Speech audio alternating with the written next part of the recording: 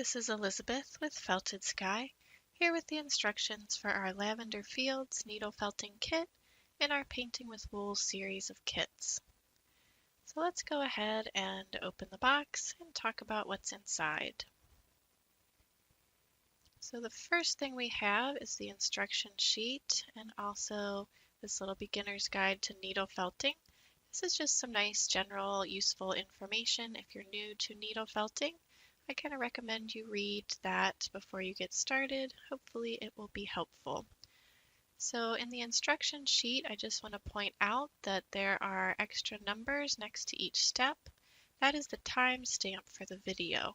So you could fast forward and rewind if you want to see something again, or if you want to skip around a little bit on the video, you can go right to where you want to be using those timestamps. So in the kit, we have our Felter's Flowing Wool. This is a roving. So you'll want to get that ready just by taking off its little label and unfolding it. So it's wound up kind of like a skein of yarn. So you'll want to just unwind it, and then it's in half. So just get that all ready to go like that. There's its label. You might want to keep the labels with a little bit of the wool, maybe tear off the little piece or keep them together somehow so that you know what color you have.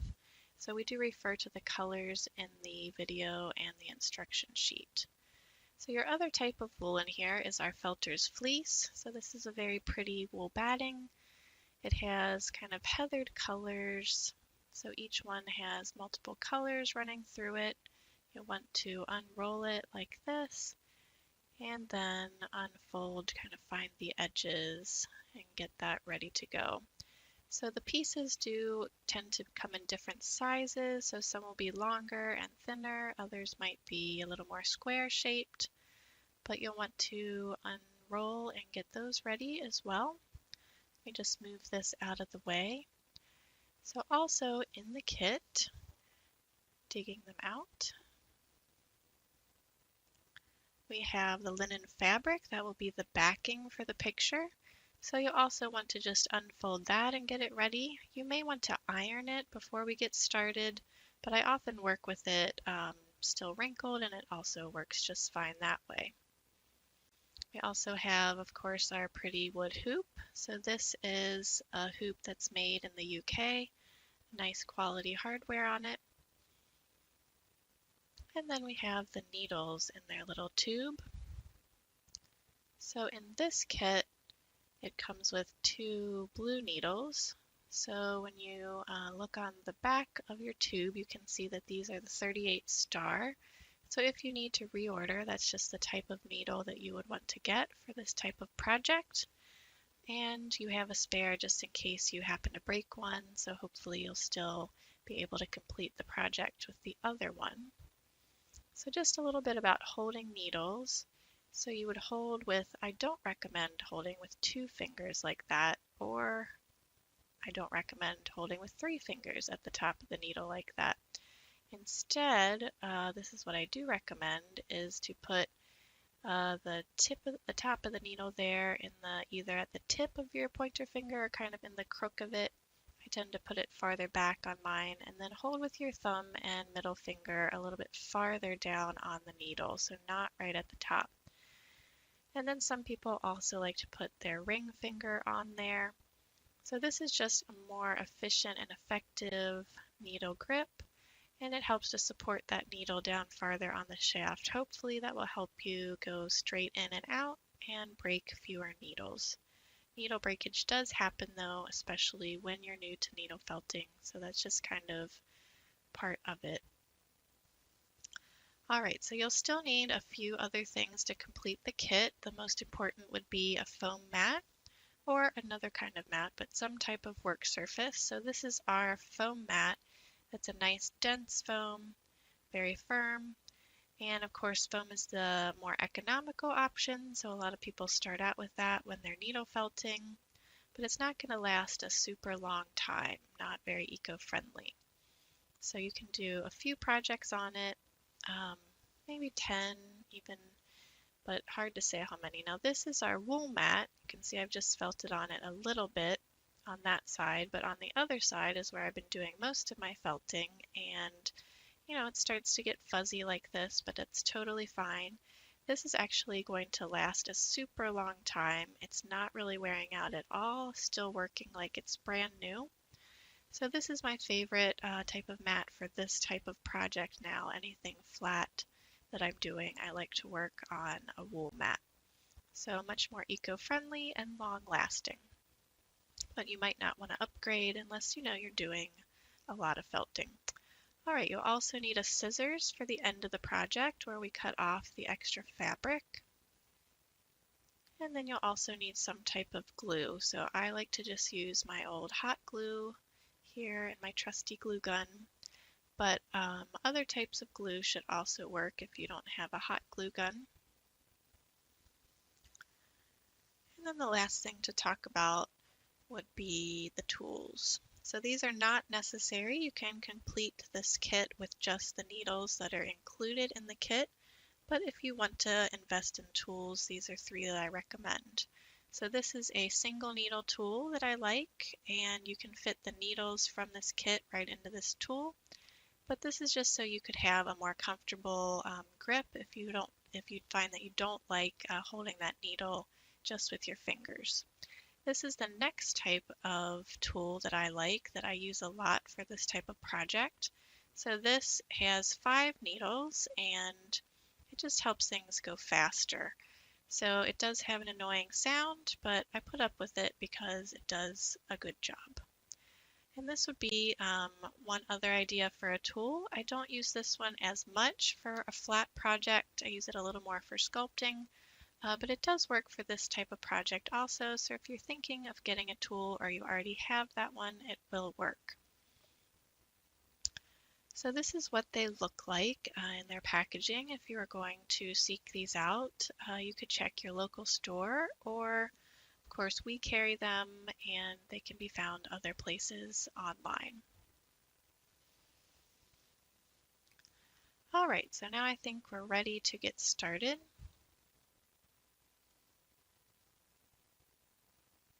So you'll want to just put out your mat and your fabric, and I like to get my hoop out, and then we're going to start with our color called Blue Frost. So get that out, and I'm going to start right away laying it out and hold and pull off the extra. So you can see it's very easy if you hold like that and pull off the extra. I'm going to check with my hoop and just kind of see what's going to be showing once the picture goes into the hoop.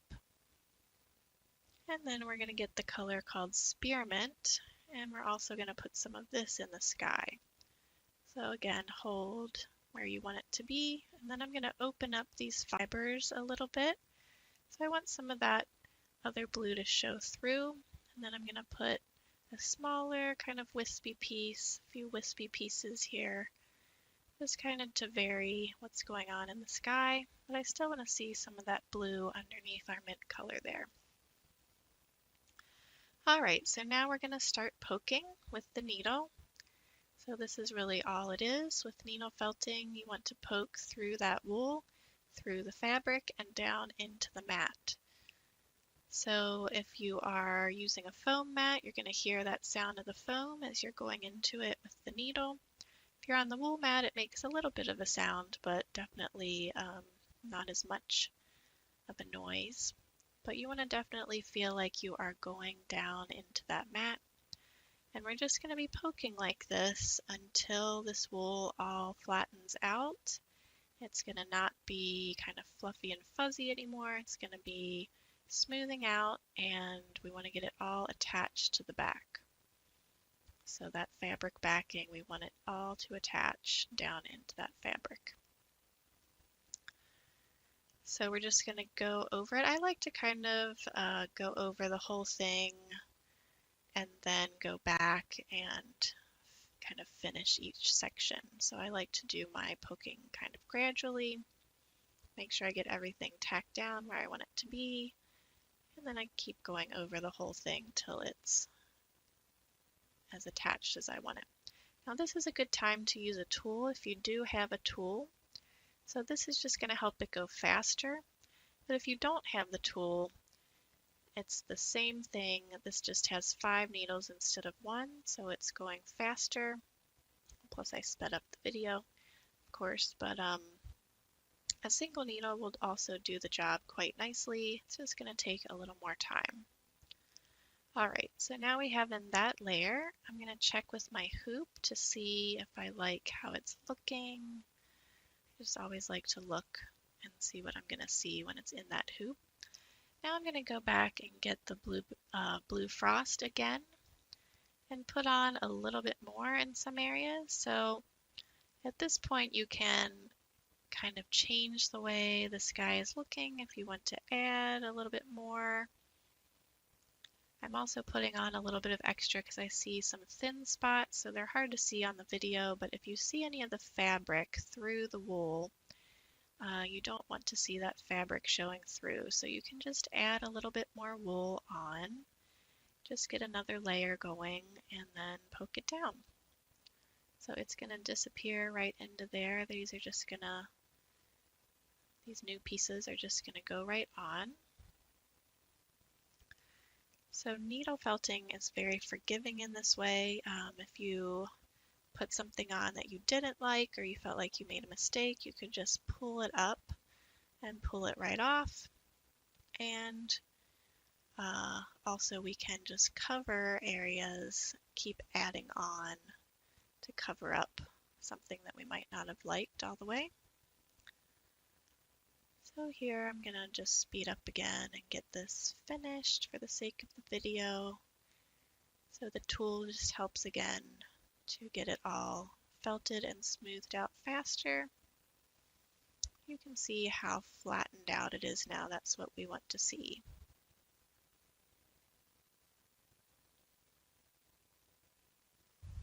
Okay, so the next thing we're going to do is put on just a few clouds. So I'm just going to get out our snow.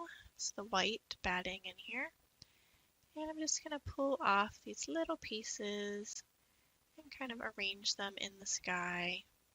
So make some little cloud shapes. And I'm pulling the fibers apart just a little bit so that I still see some of that sky, even behind the clouds. And now I'm using the hoop just to make sure I like their placement. I'm going to see enough of them once the project is in the hoop. You don't want them right down at the bottom where that spearmint is because we are going to be overlapping our tree line there.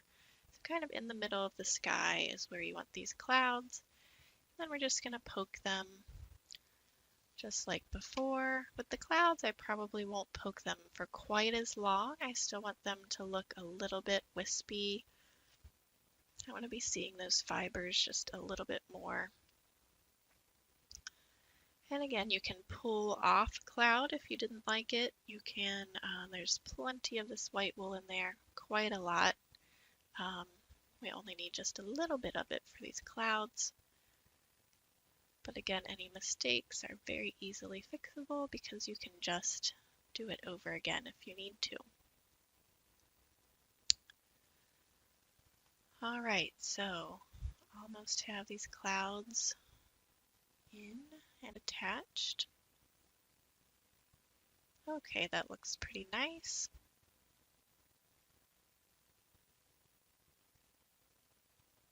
And now we're going to get the color called Cypress. So this is going to be our tree line. I'm going to tear off a strip, fairly thin strip, but we're going to tear off a piece of it. Now if your piece does not go all the way across, you can use multiple pieces for this. My piece of wool though was big enough that I could have this go all the way across and not have more than one piece. So here on the original, let me just show you, I want it to be a little higher at the edges and then kind of lower in the middle. And we're just giving, here I'm going to tear a little bit off. It just seemed like that was a little thick in the middle. I want a little more at these edges. So you can spend some time just kind of arranging your wool and messing around with it till it looks how you would like it. And now when we start poking this, I'm going to do the edge first. So you can move that edge around just very gently with the tip of your needle and using your fingers if you're very careful not to poke yourself. So that's one other thing you want to be very careful of, is trying to keep your other fingers enough out of the way that you're not going to poke them. I am, of course, pretty experienced and I'm pretty good at not poking myself, so I get my fingers right up in there. But if you find that you are prone to poking yourself, please keep your fingers well out of the way. And you can use that tip of the needle to kind of push and pull the wool around. Just can't put too much pressure on the tip of the needle or it will snap off. Alright, so I've sped up and I'm just poking the rest of this cypress into place. After I got that edge in, the rest is just poking straight down and getting all of this well attached into the fabric backing.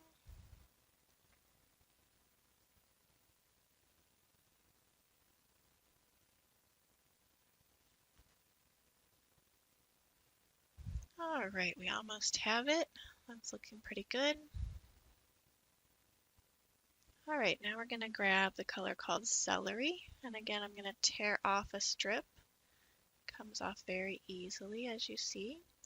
So I'm going to put this strip in right below that tree line. And we don't want it to be too wide, so it needs to stay pretty thin. You can see I'm kind of bunching it up and smoothing it out. I'm going to check with the hoop. We don't want it to come down too far. If we put too thick of a section in here, then we end up with not much room for the lavender at the bottom. So keep it narrow, and now we'll poke it down. So again, I'm going to do that line at the top first. Try and keep that line pretty straight.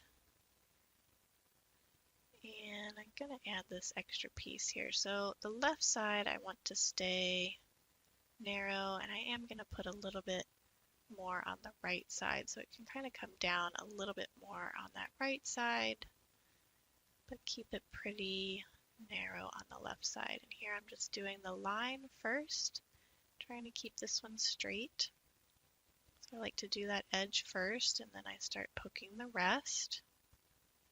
You can kind of angle in a little bit at that line.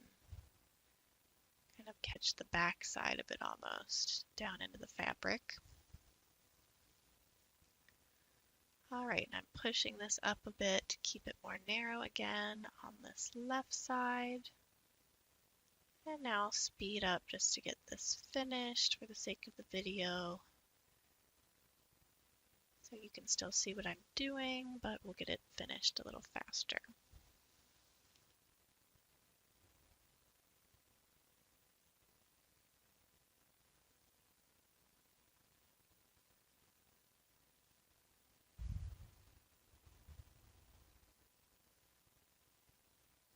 Alright, so that is well poked now. That's looking good. So now I'm going to go back to the cypress and we're going to put in another strip of that. So this one can be just a little bit wider, but again, don't go overboard because we need room for our lavender at the bottom. So I'm just going to get it smoothed out here, get it into place. And again, if you need more than one piece, if yours wasn't long enough, you just overlap them and it will be fine. You won't even see where they overlap. So now I'm doing that edge again there, the line where these colors meet. Doing that top line first. And I'm going to just start poking the rest once I get that line how I want it. And even as I go along, you can kind of push and pull with that other hand a little bit.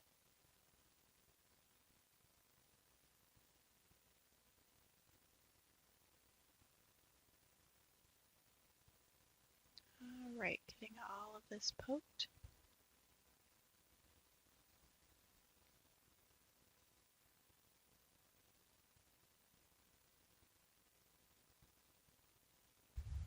Okay, so now we're going to start putting in some of the purple. So I am going to get the color called Pansy. So this is the roving. And we're going to pull out a thinner line from the end. So the fibers will pull out like that.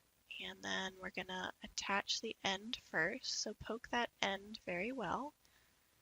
Get that well started there. And then I'm going to pull out and just do an inch or two at a time with the poking. So poke another inch or two. And then if you hold where that last part was poked, you can pull out and just keep pulling as you go along and make a nice line there. So this line is going right where the celery and the cypress meet. It's a little bit hard to see on the video, but we're just poking right along that line. And then we're pulling it out as we go. Now, if you happen to pull it all the way off, that's totally fine. You just overlap and keep going. If your line is too thick, again, we have pretty much of this wool in the kit, so you could just pull it off and go again. Or if you like your line thicker, that's fine too. So I'm doing a fairly thin line and just poking right on that line as we go along. And we're almost to the other side, so then we just pull off that extra.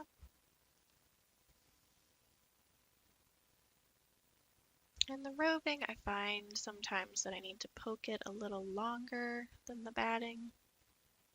So it just needs a little bit of extra poking sometimes. Just make sure it's well attached. Okay. Now I'm going to grab the color called Morning Glory. So this is the purple, the darker purple batting. And I'm going to just pull off little pieces and then open up their fibers as I'm spreading them over our line of cypress there. So I still want to see some cypress showing through. So I've kind of pulled them apart a little bit. And now we poke that down.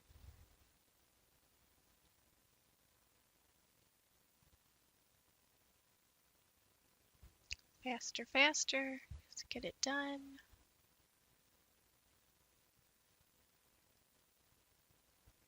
And again, if you put on too much, you can pull some of it off. If you don't have quite enough, you just add a little more. All right.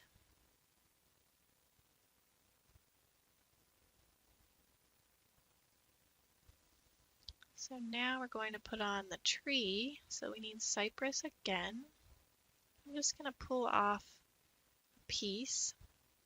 And I'm going to fold it, fold the edges under, and just kind of arrange it with my fingers and squeeze it and get it into a tree shape. So there's my tree shape, and then again I'm going to do the edges first. So I'm kind of trying to catch that the back of that edge at an angle and stab that down into the fabric. And then I'm concentrating on the edges, and then I'm going to poke very gently on the top of the tree, the middle of the tree, however you want to say that, the sides. So I want to leave this a little bit of having a bit of a 3D effect. So if I do the edges very well, and then I poke a little more gently on the top of it, the middle, so that it's not all the way flattened down onto the fabric, not quite as flattened as the layers that came before it. So I'm going to do that on purpose. It just gives the perception of a little bit more depth there, that the tree is popped out a bit from the backing. Alright, and then again, if you need to add any on, like maybe I want a little bit more wool on the top of my tree, you can just add on if you need to.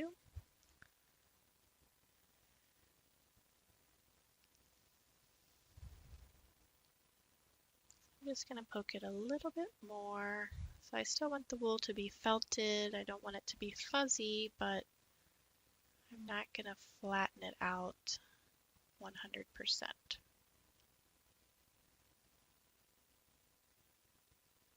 Leave it just a little bit popped up from the background. Okay, now we put in its trunk and branches. So this is bald eagle. I'm going to pull out that end again and poke it where I want the branch to start. And then I'm going to pull it down, like you see there, pull it down to, into the trunk.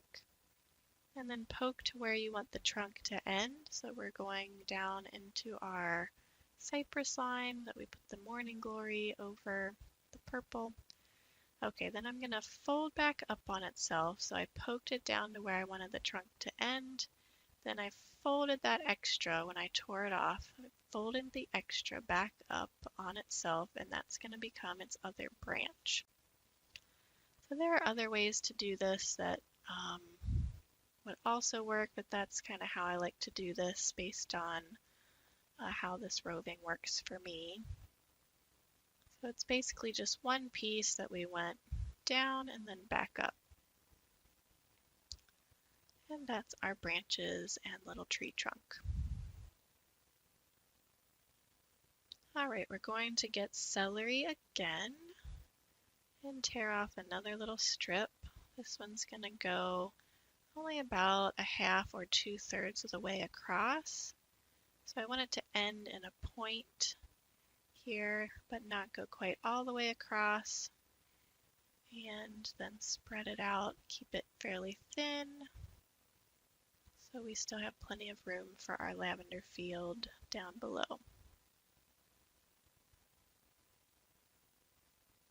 Okay, so here we go with the poking again. I want to keep that as more of a point there, where this bit of celery ends. And then I'm going to turn and speed up again so we can get this done.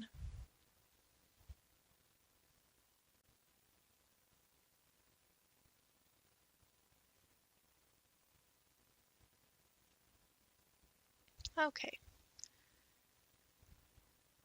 So I think we are ready. We're going to grab our pansy again.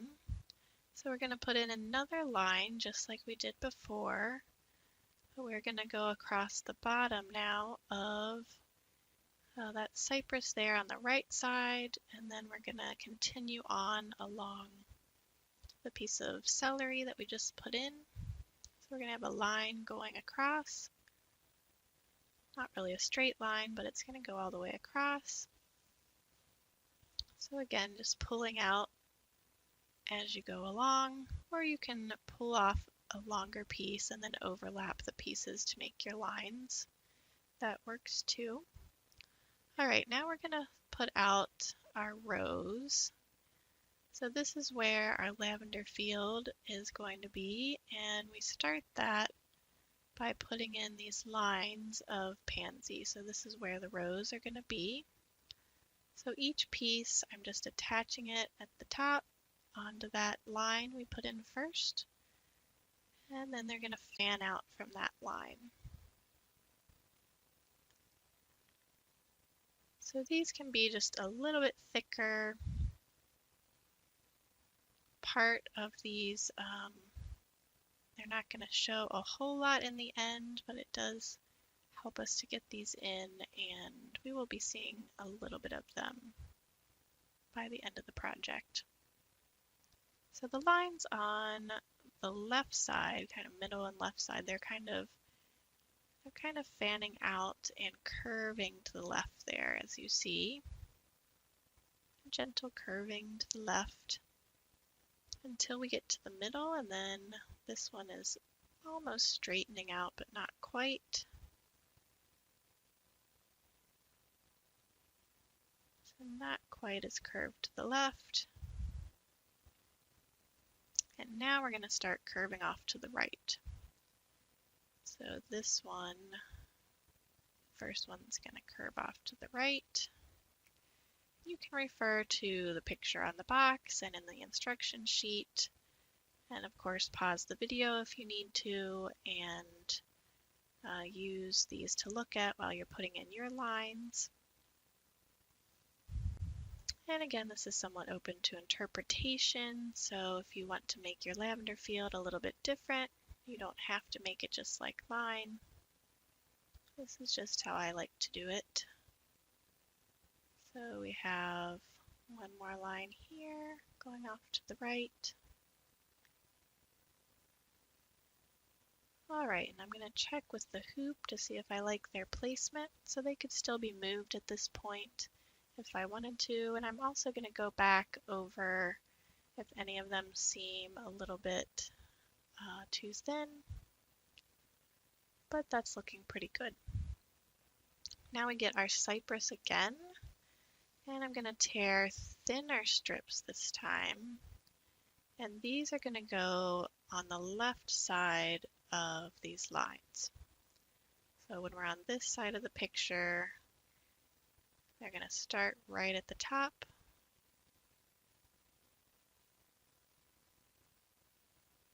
That little area there where the line starts, and then they're going to go right down the line. A thin area of cypress.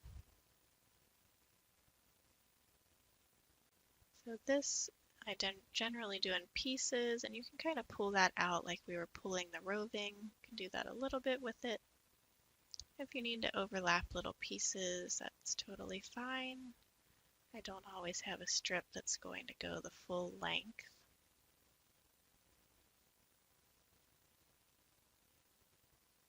So you want to try and go right up to those pansy lines, but not overlap them so that we can still see them.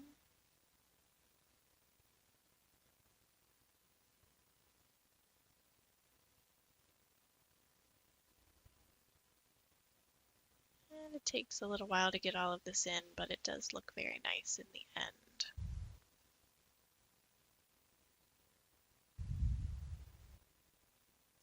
Alright, so this is the last bit of cypress that's going to go on the left side.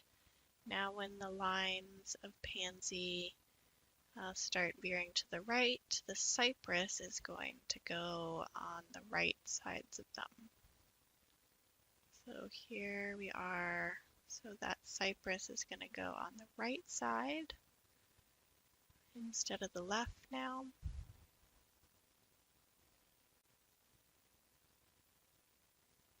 And keep in mind at the bottom, that's not going to be showing, that's not going to be in the hoop, but just kind of putting all of that in anyway because we want what is in the hoop and what's going to wrap around to the back side to still be attached.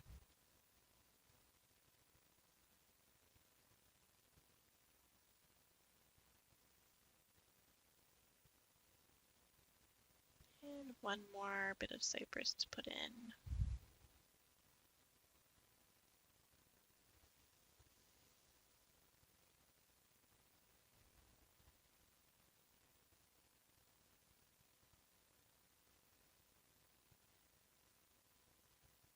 Okay, there we have it.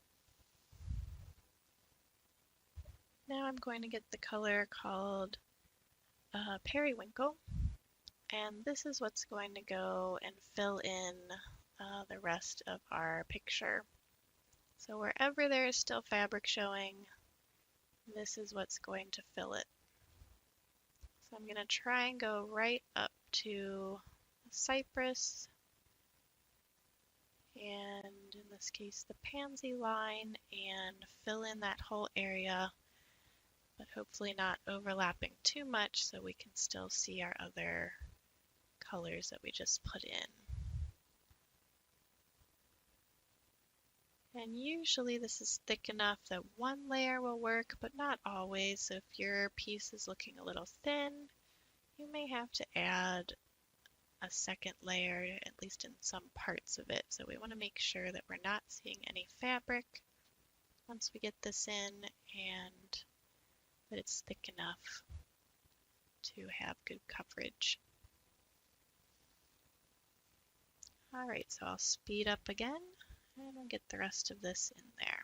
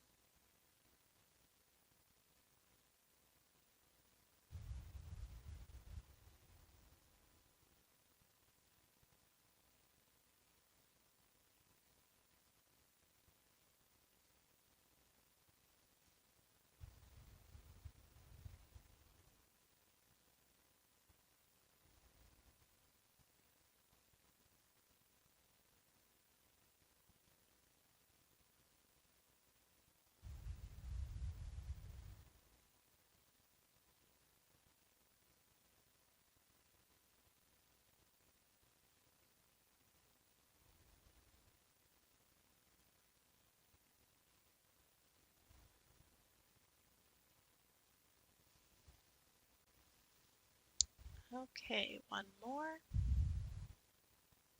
for this row.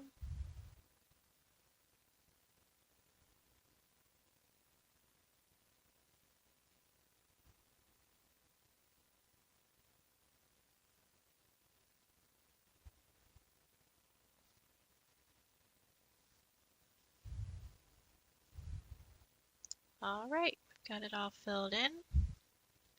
So now we have one more thing to add to our picture. We're going to get the Morning Glory purple again. I'm going to pull off really small little wispy pieces and pull out the fibers some so I can still see the periwinkle underneath. I'm going to put in some little darker areas, and this is mostly going to be right next to that cypress line. So, and I want to kind of vary where I put them, have them be a little bit random, but more on the side by that cypress green line.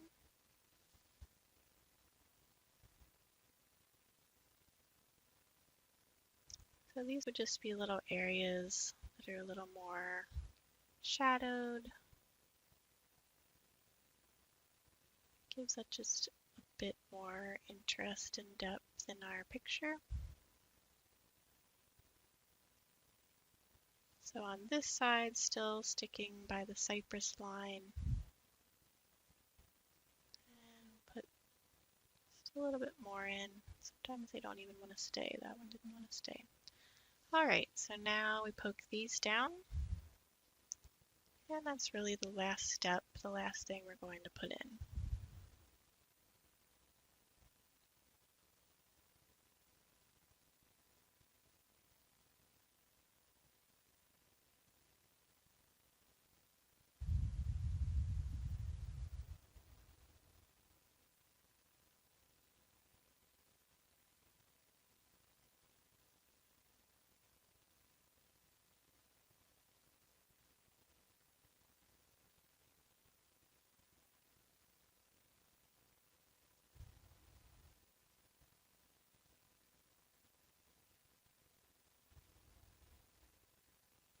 Okay, there we have it.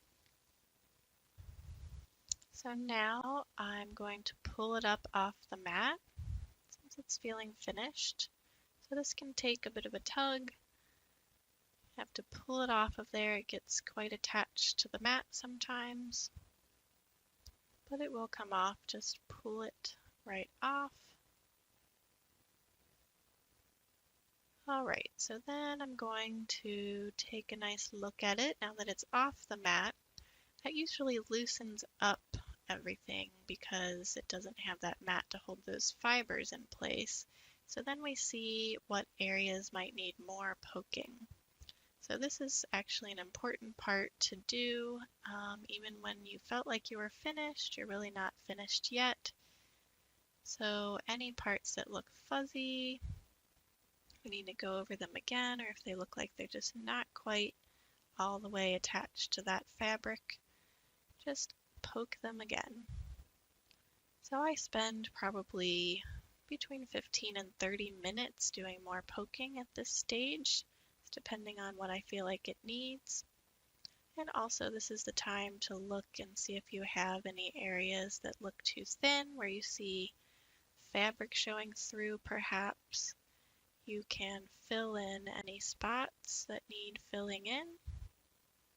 You need a little bit of extra wool just to fill in an area. So there I filled in that spot. And it's harder to see on the video, but I'm seeing a few other little spots in person here that could use a bit of work. All right, so I've taken care of the rest of that off camera so that we can move ahead to the putting into the hoop. All right, so I've got the hoop here, and I'm gonna figure out exactly where I want that to go. When I'm deciding there, it can take a minute to kind of see where you want it to go in the hoop. I'm gonna loosen it up, and then still maybe make final adjustments, but here we go. We'll put the hoop on. And you can always decide, oh no, I needed to move it up or to the side just a bit. Since we have extra picture, you have to kind of decide what you want to see in that hoop. All right, so now that I have it on, I think I'm going to leave it here, and I'm going to just pull the fabric a little bit at the edges and make sure it's nice and tight there in the hoop. And then once I have it how I want it, then tighten the screw.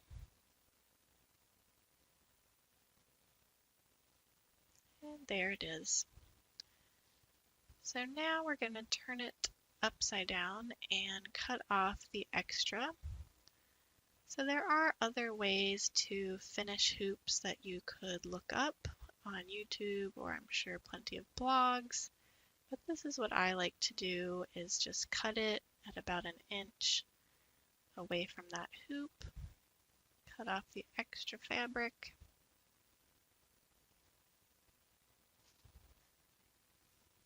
And then there's usually some fuzz and bits of fabric. And then I'm going to grab my hot glue gun that I got ready and just put a bit of glue right onto the hoop. And then I fairly quickly turn that over and press it into the hoop. So just turn that edge and glue it down. And we'll speed up here just to get this finished, but you can see we're just going to go all the way around. And again, you can pick another way to finish your hoop if you would like. I kind of like to see the back. Looks kind of cool, I think, to see how that wool came through. So I leave the back exposed and just glue my edges.